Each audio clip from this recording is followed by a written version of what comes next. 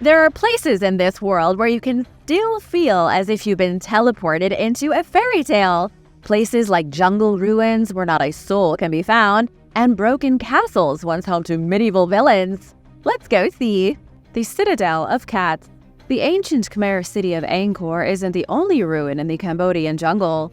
There's another one that most people don't know about. A place called the Citadel of Cats. The Citadel of Cats is considered to be one of the wonders of the ancient world. It's a majestic temple that was brought to life in the 12th century AD by Khmer King Jayavarman VII. The temple was abandoned shortly after the fall of the Khmer, and after that, it was left barren for 800 years. It wasn't open to tourists until 2008 because it was in a state of collapse. Not to mention that northern Cambodia was still reeling from the horror of the Khmer Rouge, the brutal regime that killed 3 million people. Nowadays, thousands of tourists flock to Angkor Wat to watch the sunrise over the temple. In the northwestern jungles of the country, far from Angkor, almost nobody goes to the Citadel of Cat.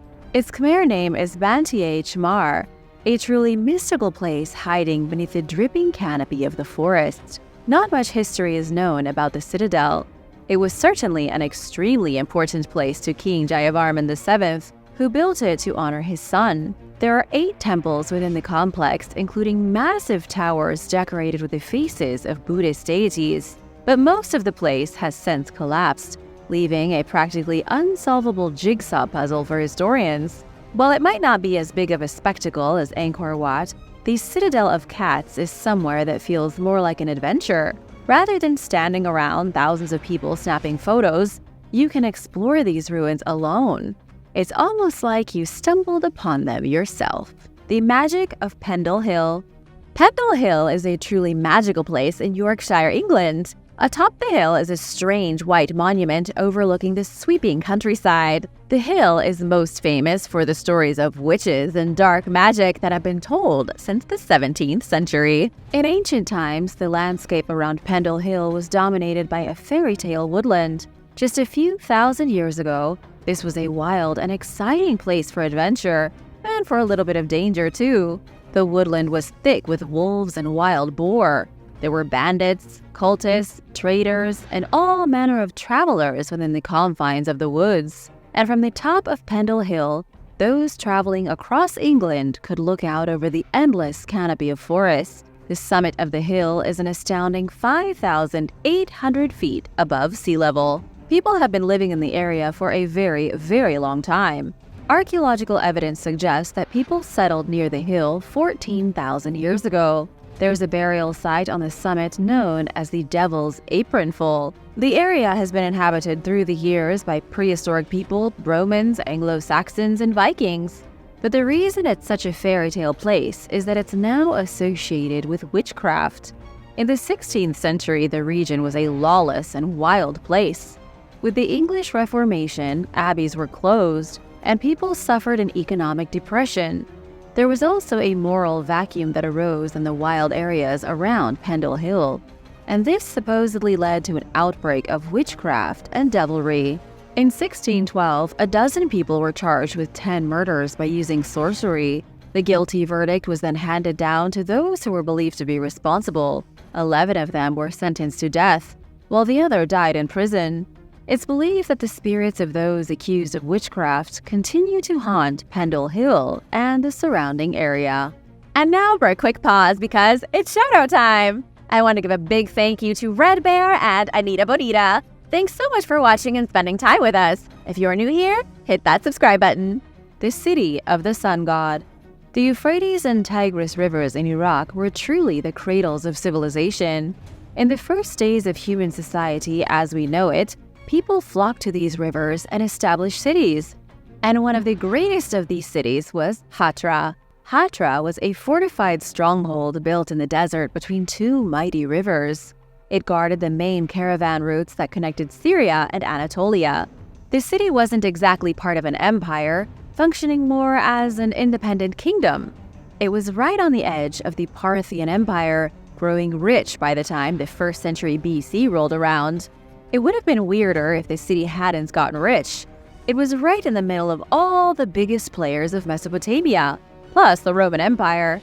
A vast trading network allowed the city of Hatra to flourish. It was a fairy tale stronghold surrounded by vast and uncompromising desert. Hatra was such an important city, known in ancient times as the city of the sun god, that multiple emperors tried to conquer it. Trajan and Septimius Severus tried to capture this city but failed. Trajan made his attack in 117 AD, but his soldiers couldn't maintain a siege in the brutal desert. Then 80 years later, Septimius Severus suffered the same fate. In the 2nd century AD, Hatra was said to be the most beautiful city in the east.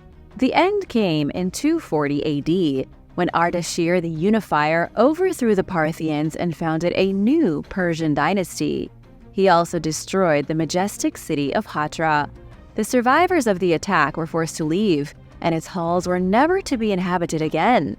These days, the city is still a ruin in the desert. Draculas Castle. Targoviste Citadel is the real castle where Count Dracula lived in the 15th century AD. Forget what you've read online about the infamous vampire. In truth, Bran Castle has little to do with Dracula. It was at Targoviste where the ruthless warlord sat upon his seat of power. In the 1400s, Targoviste became the capital of southern Romania. It was a luxurious court surrounded by a small wooden defensive wall. The fortress got its start when a small church was built in 1415. Then Vlad Dracul modernized the fortress, turning it into a princely residence and a stronghold to fend off attacks. Vlad's son, Vlad the Impaler, built the Tower of Chindia around 1460. The tower is very impressive, an everlasting symbol to the power of Romania's medieval rulers. It still stands to this day, currently hosting an exhibition on the life of Vlad the Impaler. The castle was built on the highest cliff in the area to give it a gorgeous vantage of the countryside. In 1457, Vlad Dracul forced his serfs to help make alterations to the structure. On Easter Day, he forced them by sword to climb the steep slopes and complete construction within a week. Many died, but the hard work was better than being impaled. Speaking of being impaled, it was near the Targoviste fortress where Vlad the Impaler fought against Mehmed II of the Ottoman Empire. The battle took place on June 17, 1462, in the middle of the night. Vlad previously invaded Bulgaria, so Mehmed raised an army to attack Wallachia. There were a few skirmishes fought, then Vlad got sneaky. He organized a night attack on Mehmed's camp, hoping to assassinate the Ottoman. The plan failed, and Mehmed II marched on Targoviste. When he got there, he couldn't find anyone. The Wallachians were hiding. But then, when Mehmed abandoned his march and left, he discovered 23,844 Turks impaled on spikes.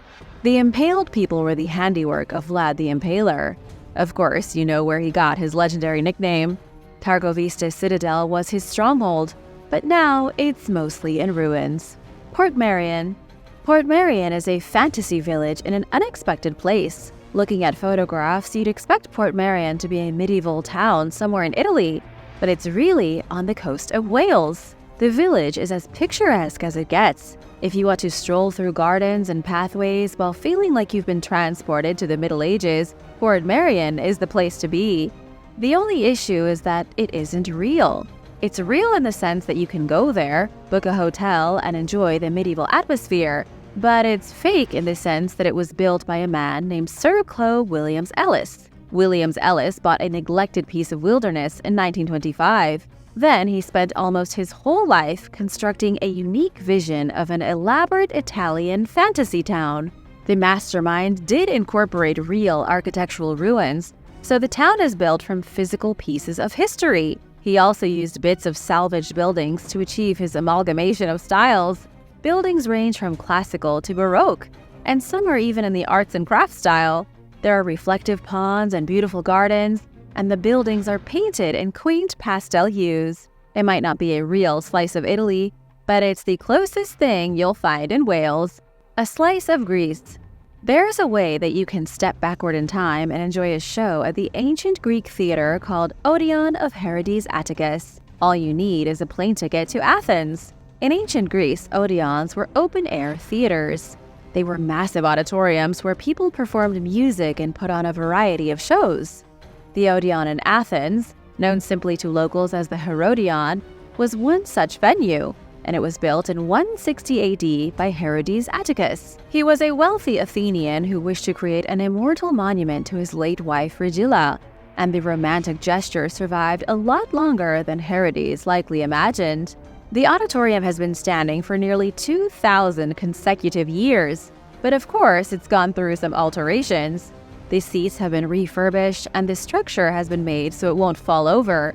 It was also destroyed a couple of times, most notably in 268 AD. Though it was broken and crumbled, becoming a monument for a while, it was rebuilt on the same spot. What's really amazing is that this piece of ancient history is still used to put on musical shows. When the Germans occupied Athens between 1941 and 1944, they used it to host orchestra performances. It was fully reconstructed by Athens in the 1950s and is currently one of the most popular venues in the city.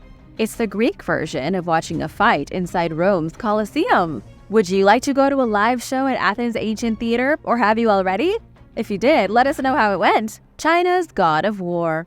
A massive statue to the Chinese God of War has been dismantled at the whopping cost of $24 million. The preposterously huge statue of Guan Yu, the God of War in China, looked like something you'd expect to see at the gates of an ancient city. The statue was absolutely gargantuan.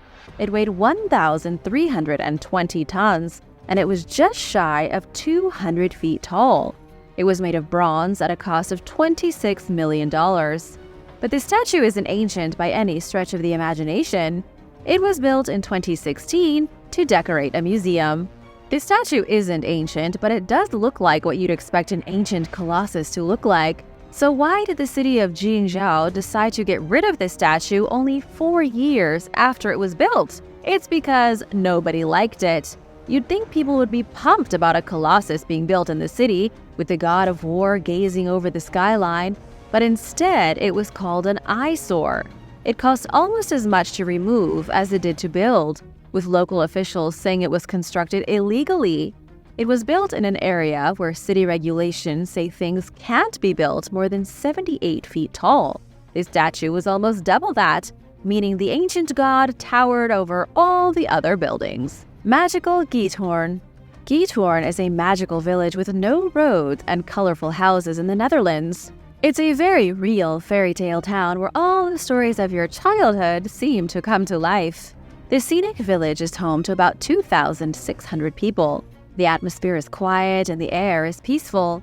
Its narrow canals and budding gardens make you want to never leave. And as you walk the carefully manicured paths, the only thing you'll hear is the trickle of water and the quacking of ducks. Just like in Venice, the main mode of transportation here is by boat. You can take the canals or stroll along the charming pathways. But how does such a tranquil village come into being? It's believed that the first people to live here were a group known as the Flagellants in the 13th century AD. Then, in the 1600s, peat diggers carved huge ditches so that they could easily transport cut peat. This resulted in the layout of the village and its avenues being canals. It's not really clear what happened, but for some reason the village never moved on. It remained without roads, stuck in time as if it were still the 17th century. Panana Palace. Panana Palace is Portugal's most famous fairy tale castle. Shrouded in mist within 500 acres of groomed parks and gardens, it's one of the most picturesque places in Europe. Nothing encapsulates 19th century romanticism quite like Panana National Palace. It's a UNESCO World Heritage Site, and it's such a remarkable landmark that on a clear day, you can see its colorful walls all the way from Lisbon. The history of the palace is tied closely to Christianity in the Middle Ages. This site was originally used for a medieval chapel. For centuries, the tiny chapel housed only a handful of monks. They supposedly built the chapel after someone saw an apparition of the Virgin Mary. There wasn't a castle here until the 19th century. King Ferdinand II decided to transform the humble church into a majestic palace. Work began in 1838 under the supervision of Prussian architect Baron Wilhelm Ludwig von Esquwig. And the reason it looks so much like a fairy tale is that the architect was inspired by Neuschwanstein Castle in Bavaria. Neuschwanstein was the very same castle that supposedly inspired Cinderella's castle. The architect preserved a bit of the original monastery, developing the palace around it, and when finished, the structure was an epic fusion of Bavarian, Gothic, and Moorish styles. This was right at the end of the castle-building days, at the cusp of our modern world. After King Ferdinand died, his second wife took control of the palace, but by 1889, the Portuguese state took possession of it, and within 20 years, Panana Palace became a national monument and museum. Thanks for watching! Be sure to stay tuned for extra content you might have missed. Chateau de Shambour. Chateau de Shambour was a 10th century French fortress castle that later inspired the elevations of Cinderella's castle, especially with its pointed turrets and rounded towers. Its drawbridge gate and walls might seem familiar if you visited Disney World. The original fortress was burned down by King Louis XI as a punishment for Pierre d'Amboise, who had led an anti-royal revolt against him. It was rebuilt a few years later when d'Amboise's property was reinstated. It's a long story, but the short version is that the castle remained in the Amboise family for a good 500 years. Charles II d'Amboise altered it to look more like a Renaissance chateau rather than a fortress. 100 years later, the castle was bought by the notorious Catherine de' Medici. It also managed to escape damage during the Revolution and remained privately owned until 1938, when it was taken over by the French state. Considered a historic monument by the French Ministry of Culture since 1840, the castle now holds a garden festival every year between April and October. I've heard it's really nice. Other real fairy tale castles that inspired the famous Cinderella Castle are the Alcázar of Segovia in Spain, Monstre Castle in Poland, and of course, Neuschwanstein Castle in Bavaria.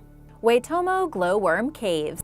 Inside these caves, it looks almost as if you were looking at millions of stars in the night sky. Limestone formed at the bottom of the ocean more than 30 million years ago would eventually turn into incredible caves, home to New Zealand's very own species of glowworm, Arachnocampa luminosa. The caves are open to visit by boat, and guides are available to educate tourists on the cave's history and geology, as well as on the glowworms themselves. If the mysterious ambiance of the soft lighting provided by the glowworms in the Tomo caves aren't enough, tourists continue through chambers containing fossil remains and even a peaceful cathedral. The light the glowworms produce is bioluminescence. It is caused by the conversion of chemical energy to radiant energy, where the reaction is 100% efficient, so little heat is created in the process.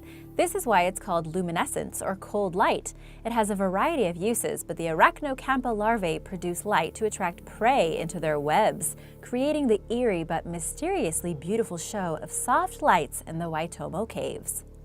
Mont Saint-Michel. This medieval city on a rock looks right out of a storybook. The Gothic abbey rises hundreds of feet above a rocky inlet, protected by the tides. The island was a strategic fort, and in the 8th century it became a monastery. Conceived in a dream, Bishop Albert de Valvranche saw the archangel Michael, who came to him, telling him to build an oratory on the rocky island. It has become an important pilgrimage site, second only to Santiago de Compostela in Spain during the Middle Ages. The journey to get to the magical and spiritual place was difficult, and it became a test of sacrifice and commitment to God. It is also in a very strategic location. During the 100 Years' War, the English were unable to conquer Mont Saint-Michel even after repeated assaults.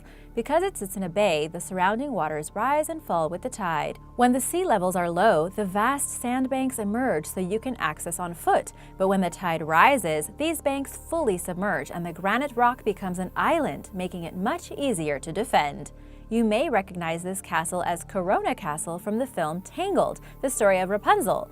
Laurent Ben Mimon is a French artist who produced concept art for a variety of Hollywood films, including Peter Pan, The Fellowship of the Ring, and The Day After Tomorrow. He designed the castle in Tangled and its surroundings, drawing a significant inspiration from Mont Saint-Michel for the Renaissance castle on an island. Mont Saint-Michel is also said to have inspired Prince Eric's castle in The Little Mermaid. This beautiful place is a UNESCO World Heritage Site and is visited by over 3 million people every year. Hotel de Glace. Want to experience a piece of Frozen in real life? The real place that inspired Elsa's ice castle in Frozen is the Hotel de Glace in Quebec City, Canada. This hotel is made entirely of snow and ice. It is the only ice hotel in North America. The hotel is rebuilt every year and is open from December through April. The hotel is made of 30,000 tons of snow and 500 tons of ice, and the walls are up to 4 feet thick. In 2014, the hotel created a bedroom fit for sisters Anna and Elsa in collaboration with Walt Disney Studios. It had an ornate bed, armchair, and bench, all carved from ice, of course. Director Chris Buck stayed at the Hotel de Glace to do some research about 5 years before Frozen was released. Each room has its own theme and is decorated with majestic ice sculptures. If you're worried about being cold, after all, it is an ice palace, don't worry. There are plenty of blankets and even an outdoor spa and sauna. It is reopening soon this year in January 2020, and you can stay there for about $400 a night. If you want to save some cash, you don't have to spend the night. You can enjoy the Great Hall, Chapel, and Ice Bar while singing Let It Go in this magical place. Alen Donan Castle. Alen Donan is one of the most iconic images of Scotland and is recognized all over the world. Located on an island where 3 great lochs meet and surrounded by majestic scenery, it is definitely a fairy tale location. The royal castle featured in Disney's Brave was greatly inspired by this 13th century Scottish castle in the Highlands. The real castle has been used in many films, from Loch Ness to James Bond, The World Is Not Enough. It was a stronghold of Clan Mackenzie and their allies until it was destroyed by the English in the 18th century as punishment for their participation in the Jacobite rebellions.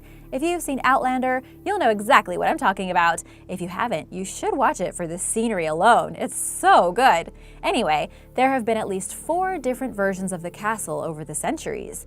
After the Jacobite uprising in 1719, Alen Donan lay in ruins for almost 200 years until it was restored to its former glory and reopened in 1932. You can visit the castle for yourself and perhaps even catch a glimpse of the ghost of the mysterious lady said to haunt the halls. The movie Brave wasn't only beautiful and entertaining, but really put the beautiful Scottish Highlands on the traveler's map, if it wasn't already. The Tunnel of Love. Located in Klevon, Ukraine, the leafy green Tunnel of Love is a 3-kilometer industrial railway that leads to a factory. While this might not sound very nice or even interesting, just looking at the place will definitely show you how this tunnel got its name. It is a very romantic and quiet place. Trees line the track on which trains travel to the factory with loads of timber 3 times a day, but it is the tunnel section created by overhanging foliage that attracts tourists from all over the world. The tunnel was made over many years as the passing trains slowly molded how the trees grew, creating this unique passageway for trains and lovers. In the summer, vibrant green leaves make the tunnel look like a setting from a movie, and in the winter, it almost becomes even more beautiful with thick white layers of snow. Legend has it that when you come with your lover and make a wish, if your love is true, then your wish will come true. It is a wonderful place to stroll with your loved one or by yourself, but of course, just be careful of the train. Glen Brittle. Nestled in a valley on the Isle of Skye in Scotland, Glen Brittle is surrounded by a formidable mountain range, but hidden within are magical fairy pools formed by rivers and streams flowing down from the mountains into the glen. A narrow road snakes through the valley where you might even catch a glimpse of the local critters, particularly red deer, otters, and even golden eagles. These pools are a crystal clear blue surrounded by waterfalls, but you have to be careful as you cross over stepping stones and climb over rocks. Sometimes the weather can be quite a challenge, but if you are brave enough, you can jump into the frigid cold pools at your own risk. There is a sandy beach at the most southern point of the glen, 7 miles down the valley, attracting a variety of tourists, hikers, and bikers. If you would like to visit, be sure to take your camping gear. Glen Brittle and the entire Isle of Skye itself is one fairy tale escape you don't want to miss. This one is definitely on my list. Little Venice. Although not actually in Venice, a trip to Colmar, France could well be just as romantic. Annecy is a beautiful resort town with a network of canals that crisscross the town with bridges, earning it the name of Little Venice. The colorful houses with baskets overflowing with flowers give Little Venice its idyllic and peaceful reputation. In the 1600s and 1700s, Annecy became important when political philosophers traveled to the area to debate the roles of church and state, and the area became a powerhouse of political thought that changed the face of Europe. The most significant similarity to Venice are the gondolier boats that float serenely along the river, boat tours being especially popular with tourists as a relaxing way to observe the town. As historically rich as it is pretty, the houses lining the canals date back to anywhere from 1350 to 1609. I've heard the view from the St. Pierre Bridge is spectacular. And now for number 6. But first, let me know if you've been to any of these places in the comments below, and be sure to subscribe if you haven't already. Prague Castle. Dating back to the 9th century, Prague Castle is beautiful any time of the year. The Guinness Book of World Records states that it is the biggest castle complex in the whole world, spanning an area of almost 70,000 square meters. Guided tours of the castle are available in a variety of languages, catering for its status as a popular tourist attraction worldwide. Prague Castle is made up of a variety of palaces and buildings from different architectural styles, including 10th century Romanesque and 14th century Gothic modifications. This architectural variety reflects the wars, fires, and differing political forces the castle has witnessed throughout history. In particular, since the Velvet Revolution of 1989, the castle continues to undergo repairs. Today, Prague Castle is home and office to the President of the Czech Republic and a changing of the guard ceremony, similar to the one outside Buckingham Palace. This fairy-tale castle has been the seat of Czech kings, emperors, and presidents for thousands of years. Out of all of these places, this is the only one I have visited in person, and it was amazing. The Dark Hedges. Located in Northern Ireland, the Dark Hedges is an avenue of beech trees. Originally, 150 beech trees were planted by the Stuart family in the 18th century to impress visitors to their Georgian mansion built in 1775. Now, the trees continue to impress visitors centuries later and have become one of the most photographed sites in Northern Ireland. The Dark Hedges were even featured in Season 2, Episode 1 of Game of Thrones. Voted one of the top 5 most beautiful tree tunnels in the world, the Dark Hedges Preservation Trust preserves and enhances the hedges for future generations. In the early 17th century, King James I granted the land to a cousin who passed the estate on to his grandson William Stuart upon his death. The land remained in the Stuart family for many years after. The site is now privately owned and contains an 18-hole golf course and the Hedges Hotel. There is a local ghost story of a gray lady who wanders between the trees, supposedly vanishing beyond the end of the road. Today, the trees continue to intertwine and tangle together along the road, creating an eerie but beautiful tunnel of light versus dark. Balmoral Castle. Balmoral Castle is the Scottish home of the royal family since it was purchased for Queen Victoria by Prince Albert in 1852 as a result of their visit to Scotland 10 years earlier, when Queen Victoria was so touched by the Highlands she insisted they must return. Balmoral Castle has been passed down through generations of the royal family since Victoria's death in 1901. The Duke of Edinburgh, the Prince of Wales, and the Queen herself take particular personal interest in the estates at Balmoral. Tours of the estate are available April through July, when the royal family isn't there, so you can visit the grounds, gardens, and exhibitions detailing the story of the estate and the wildlife. However, if you can, try to sneak a peek in the winter, because from what I've seen from the pictures, it looks really beautiful. Who wants to go to Scotland already? Kint da Regala. Like most, if not all of these places, Kint da Regala is a World Heritage Site that can be found in the old quarter of Sintra in Portugal. Built in the early 20th century in the middle of a dense forest, this mansion looks every bit the mystical creation its owner Antonio Augusto Carvalho Monteiro dreamt it would be. Architect Luigi Manini joined forces with Monteiro to bring his dreams to life in the eclectic mix of architectural styles that form the complex. It was completed in 1904 after 6 years of construction. Monteiro's vast wealth as a businessman led to the mansion's local name of Palace of the Monteiro Millionaire.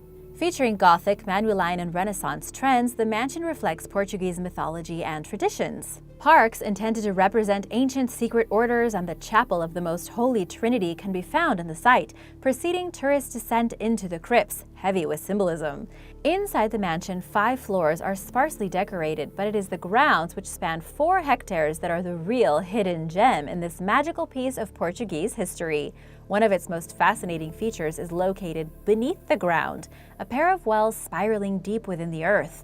The wells were never used, nor intended for water collection. Instead, these mysterious underground towers were used for secretive initiation rites. At the bottom of the well, there is a compass over a Knights Templar cross, which is said to have been Montero's herald and a sign of his Rosicrucianism. Very little is known about how the wells were used and what exactly went on there, though it is clear to see that great effort went into their planning and construction. What do you think it was for? Let me know in the comments below. The Nika Mine. Better known as the Cave of Crystals, the Nika Mine began operations in search of zinc, lead, and silver in 1794. Situated in Chihuahua, Mexico, the underground mine is highly automated. Ore is crushed and transported to the surface by conveyor belt. 60,000 liters of water per minute is pumped out of the mine to prevent flooding, and groundwater is just 110 meters below the surface. Mine operations continue 740 meters below groundwater level. So what's special about a dangerous flooding zinc mine in Mexico, you ask? Gigantic gypsum crystals protrude from several caves in the mine, making it a glittering underground natural dream. The crystals are formed by hydrothermal fluid from the magma chambers below the mine and were discovered by miners drilling through the Nika Fault. The air temperature can go up to 122 degrees Fahrenheit with a humidity of 90%, making it one of the most extreme climates on the planet. Not many were allowed inside to begin with, but more recently, the last I heard, the caves had been refilled with water and sealed off to help preserve them. Today, scientists hope for the Mexican government to agree to request UNESCO World Heritage status in the hopes of protecting these unique crystals for future generations to study and enjoy. This would be the perfect setting for a magical yet dangerous place in a Disney movie, wouldn't it? Chateau de Shambour. One of the most iconic castles in the world, Chateau de Shambour is the largest castle in the Loire Valley in France. Surrounded by forest and gardens, if Cinderella were real, she would probably live here. The chief designer of Cinderella Castle, Herbert Dickens Ryman, was a personal friend of Walt Disney who combined the most beautiful elements of storybook castles like I told you about. This castle is believed to have inspired parts of Cinderella's castle and the Beast Castle in Beauty and the Beast. Its architecture blends traditional French medieval forms with classical Renaissance structures. Constructed as a hunting lodge by King Francois I, he used it to show off his wealth and power, most notably to his arch-enemy, Emperor Charles V. He only came several weeks out of the year, and it took a very long time to build, as you can imagine. It is now open to the public and has inspired many architects across Europe. You can see a number of architectural and decorative elements in other castles, palaces, and mansions around the world. The castle plan and its decor stems from a central axis, the famous double helix staircase inspired by Leonardo da Vinci that leads to numerous chimneys and sculptures on the terraces. Construction of the castle was finally completed under the reign of Louis XIV. Luckily, Chambord was relatively spared during the French Revolution. While the chateau was ransacked and emptied out, the castle itself escaped destruction. When you visit Chambord, you can explore half a millennium of French history, and you will feel like you are in a magical place. Thanks for watching. Be sure to stay tuned for extra content you might have missed. Edinburgh's Volcano Castle. Edinburgh Castle was built on the top of a volcano. The enormous structure sits on a high hill above the city of Edinburgh in Scotland. It is one of the oldest fortifications in Europe and has been used as a royal residence, a prison, a fortress, and a military garrison. Kings and queens have lived inside the walls of the castle, starting with David I in the 12th century. There may have been a fortification even older, but historians aren't sure about that. From between the 12th and 15th century, Edinburgh Castle was a residential structure for the ruling class. Whoever inhabited the castle also ruled all of Scotland. For this reason, the castle soon became the most besieged place in all of Britain. There was trouble in the 13th century when Edward I tried to steal the throne, and then Mary, Queen of Scots, took the castle in the 16th century. After Charles I was executed, the English took over the castle in 1650, and as soon as the English took it over, it was transitioned into a prison. Battles were continuously fought here until 1757. However, nowadays it's a tourist attraction overlooking the beautiful Scottish capital. But let's get back to that part about the volcano. The stone upon which the castle was built is named Castle Rock. Millions of years ago, the rock had been part of a wildly erupting volcano. But that volcano has since gone dormant, and the towering stone cliff is all that remains. It may not look like it from the ground, but Edinburgh Castle stands 433 feet above sea level. The Genoese Fortress. The Genoese Fortress in Crimea is like something straight out of a medieval fairy tale. It's an extremely impressive fortification occupying 30 hectares of land, situated upon the ancient Krepostnaya Gora, or Fortress's Mountain. The fortress overlooks the countryside from its high vantage point. It's built upon the precipice of the mountain, with its stone walls and rampart directly on the edge of the abyss. Beneath the fortress is Sudak's Bay, with its beautiful emerald waters. The fortress was built at a strategic point so that the soldiers could see any potential attack coming in from the bay, while also having a clear view of every nearby mountain pass. The first fortifications arose in the 6th century, built by the Byzantine Empire, but it wasn't until the Genoese period that the modern fortress was built, constructed between 1371 and 1469. The Genoese Republic was stationed in Italy, but had several colonies around the Mediterranean, including southern Crimea, Lesbos, and Monaco. The fortress was designed for maximum defense. It used the northern slopes of the mountain to its advantage, with a series of 14 towers connected by solid walls and gates. This was a wall of natural and man-made defense, the epitome of medieval Western architecture. Grand Singi. The Grand Singi of Madagascar is an extraordinarily strange natural place that looks like it belongs either on a foreign planet or in a storybook. It's a forest of limestone needles, a place so dangerous that to explore it would mean almost certain death. The Grand Singi is considered the largest stone forest in the world. There are 2 geological formations within the Singi de Bemaraha National Park, but both are equally as dangerous. The only way to reach the forest is by crossing the island of Madagascar, which itself is no easy task. The roads are barely there, and you can easily grow lost and starve in the dense forests. But inside the Grand Singi, it's even more dangerous. The whole place is made up of extremely sharp limestone. The tall rock formations are so sharp, weathered by over 200 million years of elements, that one wrong step could be fatal. Just touching the wrong rock can wind up cutting your fingers off, and falling would most likely mean certain death. The prongs of limestone in the forest are so sharp they can impale people. The Forest of Stone is extremely vast. It stretches 375,000 acres, with some of the rock formations climbing to 2,600 feet. NASA says the Singi Forest began to form when layers of calcite at the bottom of a lagoon formed an extremely thick bed of limestone. It was almost like a slab of concrete. Then, over hundreds of millions of years, the limestone was carved out by annual monsoon rains to form rocky towers of sharp, dangerous daggers. Trying to climb the Singi Forest is like trying to climb a mountain of swords. Novonstein Castle. Novonstein Castle is the definition of a fairy tale castle come to life. There isn't anywhere else in the world that looks more like an illustration from a fairy tale than Novonstein Castle in Germany. It has tall towers, turrets, a real throne hall, and more rooms than you could ever need. While the castle is certainly magical, its history is a little more tragic. The castle was commissioned by King Ludwig II of Bavaria in 1868. The king had recently lost some major battles, as 2 years earlier, Austria and Bavaria were conquered by Prussia.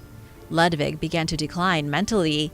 He wished nothing more than to seclude himself in his own private fantasy world. Who can blame him? This included building Novonstein Castle. Even though he had lost his kingdom, King Ludwig hoped to live out his final days in his own realm where he still had some power. However, the king never lived to see the completion of his precious castle. He died in 1886, and the final towers weren't finished until 1892. Ever since its completion, the castle has been one of the most popular attractions in Germany. It's also one of the most visited castles in the entire world. The tallest tower reaches 213 feet, but it looks like a lot more considering the castle is perched on the edge of a mountain. It looks positively enormous. And yes, the castle was almost certainly the inspiration behind the castle in Disney's Cinderella, released back in 1950. It also looks a lot like Sleeping Beauty's fairy tale castle. The Pyramids of Xian. The Chinese city of Xian is the capital of the Shanxi province, with a history that dates back thousands of years. And while the city itself is more of an urban nightmare these days than anything out of a fairy tale, the countryside is a different story. Within 16 miles of the city are 38 pyramids that were built in memory of the great emperors of China. One of them is the mausoleum of the first Qin emperor, where the legendary Terracotta Army was found. The Terracotta Army is something straight out of a fairy tale, a subterranean legion of sentinels made from clay, crafted to protect the emperor in the afterlife. But the truth is that there are far more pyramids throughout the region, creating a kind of mystical landscape of overgrown mounds covering over long-forgotten tombs. The pyramids are not quite as impressive these days as those in Egypt. Most of them aren't pointy or smooth, as they were built out of mud and earth and have since deflated into grassy mounds. Shirakawego. The small village of Shirakawego looks like something from a Japanese fairy tale. The quaint wood and thatch houses in the village date back over 100 years. The houses were built in the traditional Gasho-zukuri architectural style, with sloped roofs meant to mimic the shape of two hands pressed together during a prayer. The houses almost look like temples, and the oldest among them is a place called the Kanda House. It was built over 160 years ago and has 4 stories of exceptionally preserved Japanese history. Everything inside the house is the exact same as it was almost 2 centuries ago. Visitors can see exactly how people lived in ancient Japan and can even walk around the fairy tale garden and pond outside. It's not one house in particular that gives Shirakawago its fairy tale status. In fact, it's the entire village. The place hasn't changed much since before electricity came to the region. The streets are narrow, originally designed for carts instead of cars. Each small farmhouse sits on its own square of land with traditional crop plots for growing rice and other food. Not to mention, the whole village is situated in a beautiful green valley with no sign of civilization in the rising green hills. And beyond, rising against the horizon, are the massive snow-covered mountains. Borgund Stave Church. The Borgund Stave Church is right out of a medieval Norse fantasy. It was built just after the end of the Viking era in the year 1180 and was first dedicated to the Apostle Andrew. The church has been standing for nearly 1,000 years, but looks like it could have been built as recently as the 1970s. It's so well preserved that it's become a distinctive feature in Norway. People from all over the world flock to see the church, not only because it's in great shape, but because it truly is something spectacular to behold. The church was carved with expert skill, complete with carvings of dragons, Christian crosses, and sloped roofs like something out of a Tim Burton film. Technically, all the harsh angles, slopes, and points are part of the triple nave stave church style that was popular in the 12th and 13th centuries. Inside the church is even more impressive than on the outside. The medieval interior is almost untouched and unblemished by time, complete with the original wooden flooring and the benches along the walls. The altar is even built of stone, with a small baptismal font made from soapstone. It's a bizarre mixture of Viking styles with Christian overtones, such as the paintings of the Crucifixion, the Virgin Mary, and John the Baptist. The Borgund Stave Church is right beside the King's Road, a historic pathway considered the most beautiful road in all of Norway. It's the most idyllic and fairy tale-like place you can walk in the whole country, steeped in Norwegian history. Monoma Falls. About 30 minutes from Portland is a natural splendor straight from a scene in a storybook. It's called Monoma Falls, and it looks like a place you might find unicorns drinking or water nymphs bathing. The falls send icy water cascading 611 feet straight down into a frothing pool. The beautifully enchanting place has an important part in Native American lore. Legend has it that Monoma Falls was made following a tragedy involving a young princess. Wesco folklore says the princess was the daughter of Chief Monoma, and that she sacrificed herself to the Great Spirit by flinging herself from the top of the falls. Back then, the falls didn't have any water coming out of it, At the time, the local tribes were being ravaged by an unknown illness, one that was killing people with unbelievable speed. The local medicine man claimed the Great Spirit would continue to allow the disease to run rampant until he received a sacrifice. The Great Spirit, for whatever reason, requested the chief's daughter to be sacrificed to placate his whim. The chief would not allow it, but the daughter did it anyway by throwing herself off the cliff. According to legend, when the chief found her body at the bottom, he prayed so hard that water began to stream down from the top. Cefalù, Italy. The small Italian town of Cefalù is something from a medieval fable. It's about an hour east of Palermo, situated at the very edge of a natural blue bay, and it's in the shadow of a small mountain. However, this small mountain is really just a huge chunk of granite, one the locals call La Rocca. For such a tiny town, Cefalù is not short on things to do. It has its own sandy beaches, the streets date back to the medieval days, and there are still traditional shops and restaurants. It even has a unique Norman cathedral inspired by the Normans of France and England centuries ago. The Norman cathedral makes a little more sense when we look at the ancient history of the town. The town itself may date back thousands of years to the ancient Greeks, but the modern fairy tale village is more recent. It was built by the order of the Norman king Roger II. Construction of the great cathedral began in 1131, a mixture between Norman, Roman, and Sicilian styles. The king loved his medieval city so much that he set up residence beside a natural spring running through the town. The old king's house is now a building that hosts art exhibitions. Hohenzollern Castle. Hohenzollern Castle is the ancient ancestral seat for the Prussian kings of Hohenzollern. It began as a small mountain fortress in the early 11th century. It got caught in multiple battles over the years and was finally destroyed once and for all in 1423. The free imperial cities of Swabia, a region of southwestern Germany, rose up against the imperial house of Hohenzollern. They laid siege to the castle for 10 months and then tore it down piece by piece. A second castle was built in 1454 that was bigger, sturdier, and more robust. But over the next 300 years, there were no more sieges. The castle lost its strategic importance and fell into disuse. It eventually crumbled into pieces, and for the second time, Hohenzollern Castle was destroyed. But the line of the Prussian kings was far from gone. In 1846, a third castle was built at the exact same spot by King Frederick William IV of Prussia of the Hohenzollern dynasty. He built a stunning fairy tale castle straight from a Walt Disney movie for no other reason than that he wanted to. The castle was made as a kind of family memorial, a testament to the lasting bloodline of the Prussian princes.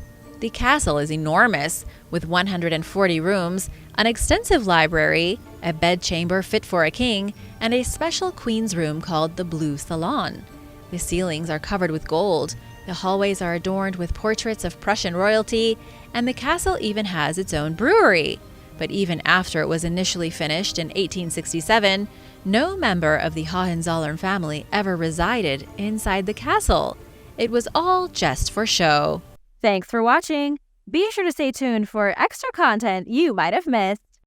The Arctic Henge. Located near the Arctic Circle in one of Iceland's northernmost and most remote settlements, the Arctic Henge is a Norse pagan monument consisting of various stone arches and statues. It looks incredibly ancient, but didn't exist until 1996, and it's still under construction. The site only consists of a handful of structures right now, but it will eventually dwarf Stonehenge. The Arctic Henge is dedicated to the beliefs of the Old Norse, known as the Asatru. Once it's finished, it will consist of 4 large stone monuments encircled by 72 blocks, each inscribed with the name of a dwarf from the Eddic poem Völuspá. The 10th century poem describes how the world was created, how it will end, and its eventual rebirth. Researchers consider it a cornerstone of Norse mythology and one of the most important primary sources on the topic. It was written the century before Iceland became Christian, but some scholars argue that it contains evidence of Christian influences. This is possible because, at the time, Iceland may have been undergoing a transitional period between paganism and Christianity. Many argue that for a long time, the two religions would have probably coexisted peacefully.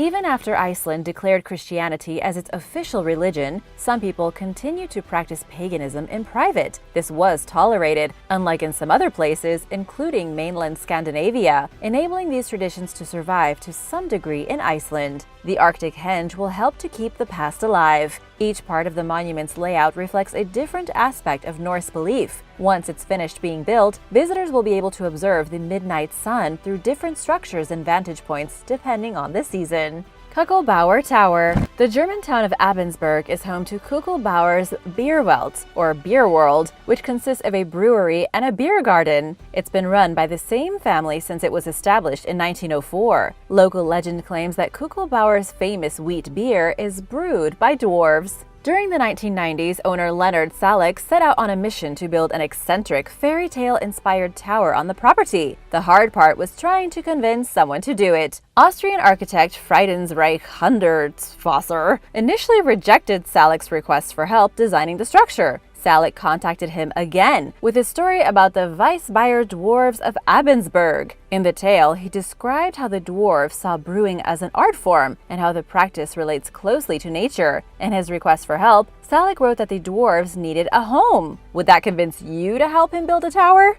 As a nature lover, Hundertswasser was sold on the idea. He responded to the effect of saying that the people at Salek's company were crazy, but that he'd do it. Hundertswasser died before construction began in 2007, while the tower was still in its planning stage. Capped with an onion-like dome, the cartoonish, whimsical structure stands at 114 feet tall. Its designers originally wanted it to be twice the height, but local law forbids buildings from being taller than the town's church. Inside, there are around 4,200 Weissbier glasses from all over the world on display. The company claims that it's the world's biggest Weissbier glass collection. Each level of the tower contains a mosaic depicting a different part of the brewing process, and the beer garden at the foot of the structure is filled with animated dwarf statues demonstrating their craft. Do you want to visit here? Let me know in the comments below.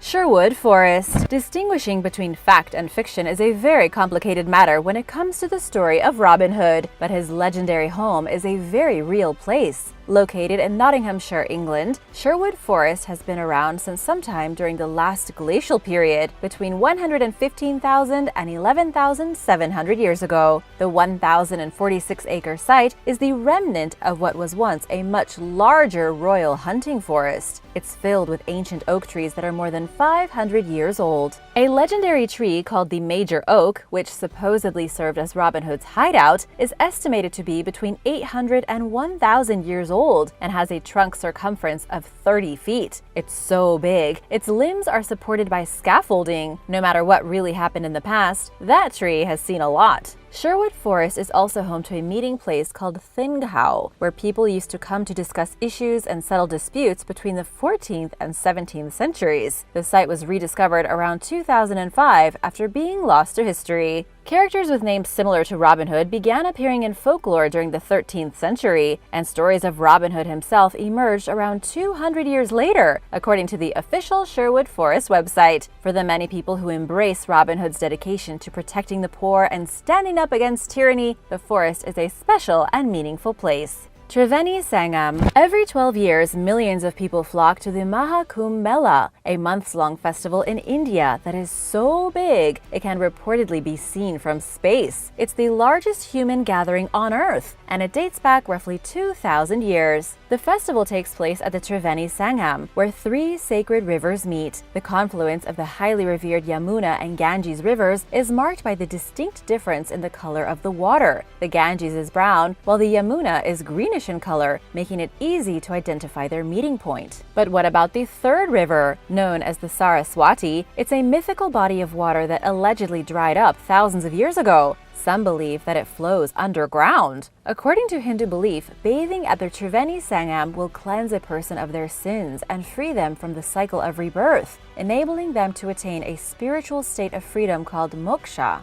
The festival's dates are calculated based on astrological predictions of when the water will turn into nectar. This mythological substance is said to have rained down on the Trini Sangam during a battle between gods and demons, and it can supposedly make someone immortal. An estimated 100 million people attended the last Maha Kumbh Mela in 2013. Giant's Causeway. Located along Ireland's northern coast in County Antrim, the Giant's Causeway is a collection of 40,000 polygonal interlocking basalt columns. This seemingly otherworldly site was created between 50 and 60 million years ago, when a massive volcanic eruption spewed molten basalt and formed a plateau. As the basalt cooled, the lava contracted and cracked in a similar way to how mud dries, forming the geometric-looking pillars that exist today. According to Gaelic mythology, an Irish giant named Finn McCool built the columns as a causeway across the North Channel after a Scottish giant named Benandonner challenged him to a fight. Realizing that his opponent was much larger than him, Finn fled back across the causeway to his wife, Sadb, who dressed him as a baby. Benandonner mistook the disguise as Finn's giant baby and began to wonder how big Finn himself must be. Benandonner turned and ran back across the causeway to Scotland, destroying much of it along the way so that Finn couldn't chase him. The Giant's Causeway attracts visitors who are intrigued by it both as a geological oddity and the scene of a mythical battle. Ireland is definitely on my bucket list. Who wants to go with me? And now for number 5. But first, I want to give a big shout out to Ephraim Rivera and Kevin R. Thanks so much for watching. If you are new here, be sure to subscribe because we have lots more videos like these coming up.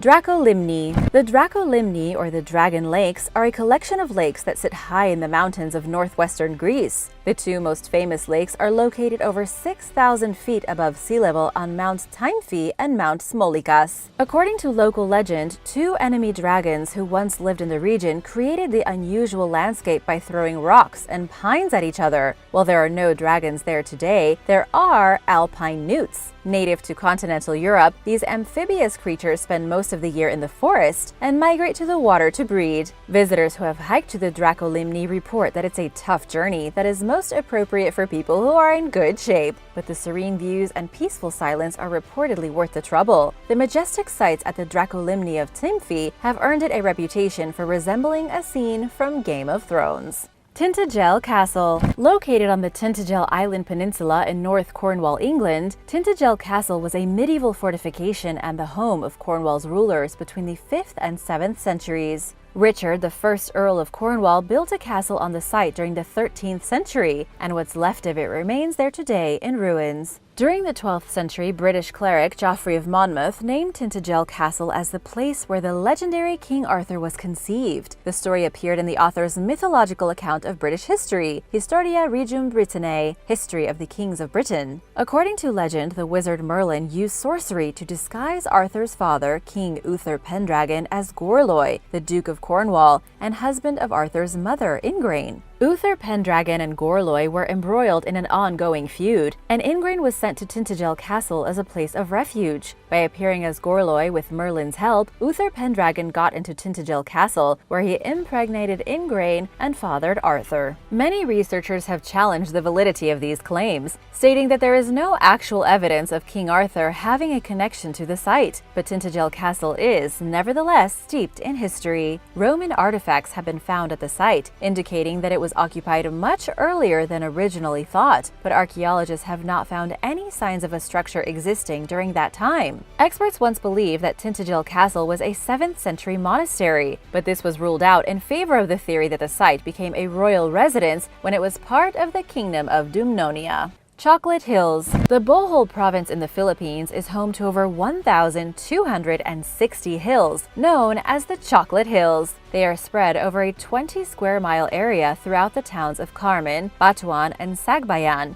and are nicknamed for the brown shade that they turn during the dry season, making them look like endless rows of Hershey's Kisses. Made from limestone, these conical symmetrical hills typically measure between 98 and 164 feet high, with the tallest standing at 390 feet. According to legend, two feuding giants created the hills by hurling rocks and boulders at each other. Another story claims that the mounds were formed from a crying giant's tears. A third myth holds that the hills are the dried feces of carabaos, a type of water buffalo that's native to the Philippines. Scientists, on the other hand, say that the Chocolate Hills were created by limestone erosion and tectonic processes. Well, that's boring. I prefer the giants theory. How about you? Mount Olympus. Standing at nearly 10,000 feet, Mount Olympus is the tallest mountain in Greece. It's the mythical home of the 12 Olympian gods and goddesses, including Zeus, Hera, Poseidon, Apollo, and Aphrodite. Located in Thessaly along the border between Greece and Macedonia, Mount Olympus has 52 peaks and is filled with deep gorges. Its highest peak, Mytikas, is where the ancient Greeks believed the Olympian deities lived. The mountain is also famous for its biodiversity and natural beauty. Mount Olympus formed from sedimentary rock in a shallow sea around 200 million years ago. Roughly 1 million years ago, it was covered by glaciers, leading to the formation of its plateaus and depressions. The mountain's nearly vertical peaks and other striking features were also created from geological processes long ago. Records of humans living around Mount Olympus date at least as far back as the 4th century BC. During the Ottoman Empire's 400-year rule, the mountain served as a hideout for anti-Ottoman insurgents and Greek Christian soldiers. It also functioned as the center of the Greek resistance during the German occupation of the country from 1941 to 1944. A few years later, in 1946, the Greek Civil War began nearby.